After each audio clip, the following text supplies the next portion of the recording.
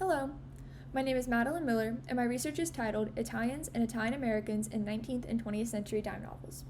Over the past academic year, Michael Tabacco, a fellow rap student, and myself have conducted this research under the mentorship of Dr. Nancy Caronia and the WVU English Department. This data has been gathered for Dr. Caronia's book in progress, The Criminal Body, Italian Racialization and Erasure in the American Dime Novel, and will be included in the Art in the Library's 2020-2021 faculty staff exhibit curated by Dr. Caronia entitled Dime Novels, Racialization and Erasure in the Summer 2021. Michael and I are collaborating with Dr. Caronia to write spotlights for Northern Illinois University's Nickel and Dimes from the collection of Johansen and LeBlanc Dime Novel Database to complement an issue highlighted by Dr. Caronia for their spotlight page.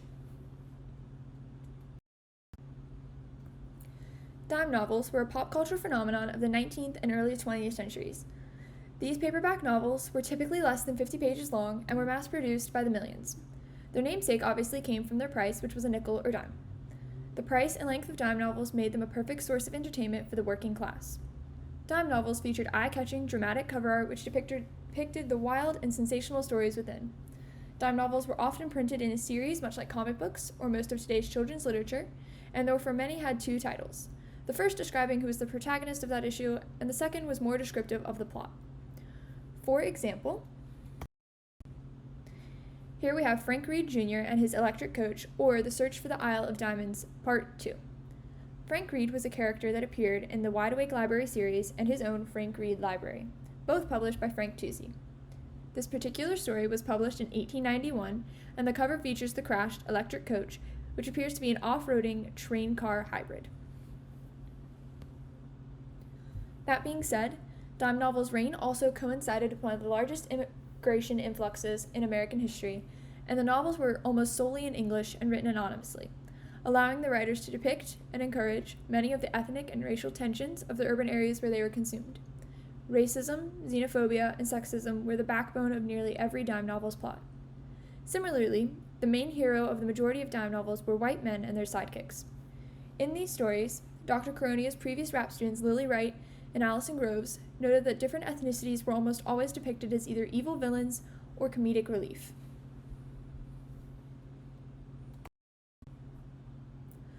While Allison and Lily focused on early 19th century Beatles and Adams dime novels, Michael and I were assigned different eras, publishers, and series.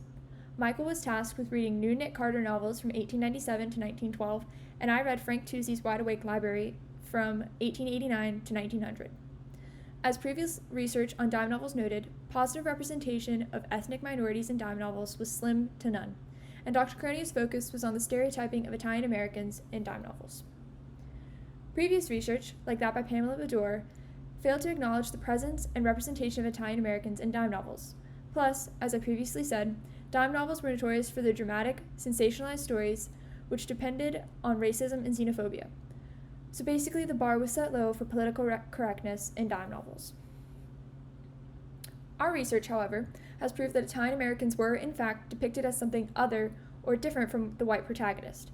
In the case of Southern Italian immigrants who had darker complexions than their northern counterparts, their hair and skin tone were also weaponized against them by the white heroes to trick, infiltrate, and ultimately mock them.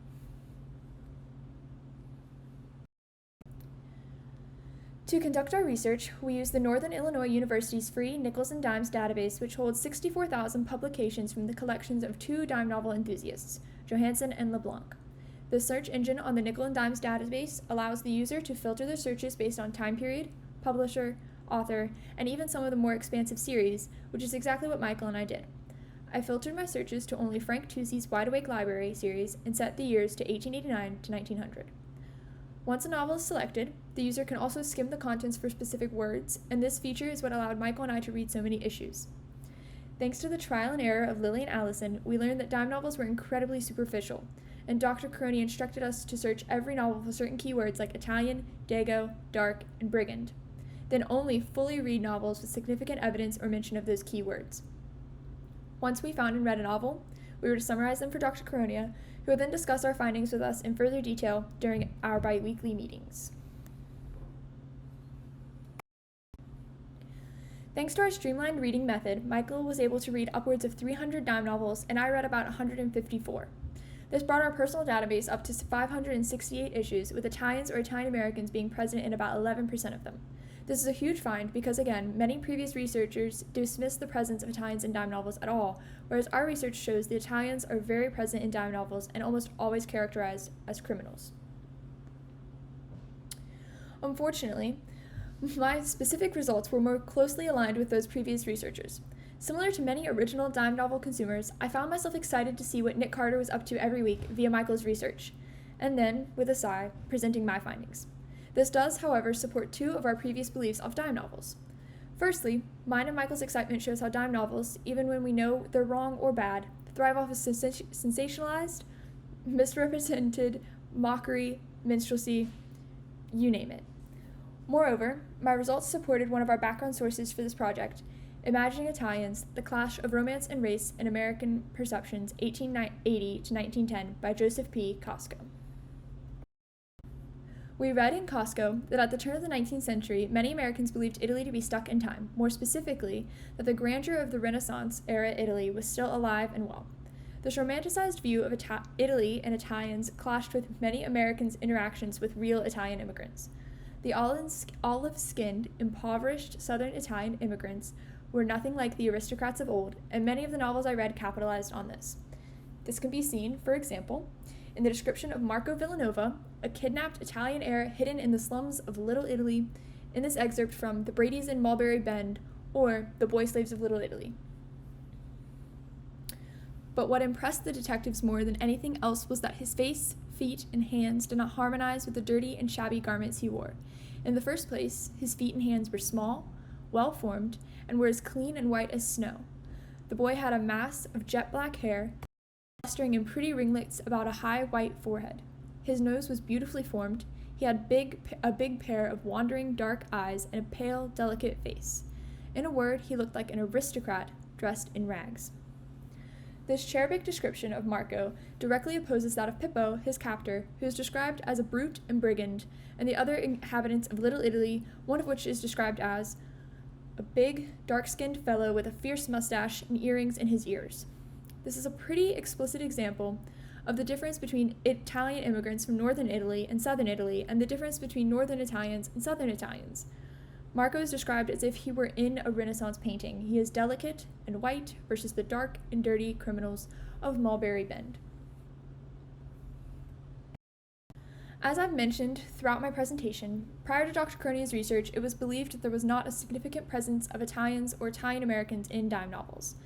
However, within the 568 issues we've read, we found that Italians were present in about 11% of them. Italians were not just present within these dime novels, but Southern Italians in particular were also consistently characterized as dark, dirty, and more significantly, as criminals. Throughout these stories, patterns and stereotypes of Italian slums, networks, and mafia culture began to emerge. Even within The Boy Slaves of Little Italy, the issue I previously read, the premise that Italian immigrants have an ear to the ground is set early on when Antonio Mora, the Italian detective who is initially investigating Marco's case, is murdered by an Italian man after being in New York for less than a week. While the association of crime with the physical attributes of Italians was the main focus of our research, the association of crime with Italians in general is not an old concept. Italians are the archetypal gangsters in popular culture. Our research shows that this association is not an invention of the 20th century, but is instead a rather consistent stereotyping that has its roots in the 1800s. Dime novels created social discourse around Italian immigrants as criminal, and 20th century films such as Scarface and Little Caesar built upon the tropes established in dime novels, further promoting the idea that Italian immigrants were an other in American society. Thank you so much for listening to my presentation today. I hope everyone stays safe and healthy. Thank you again.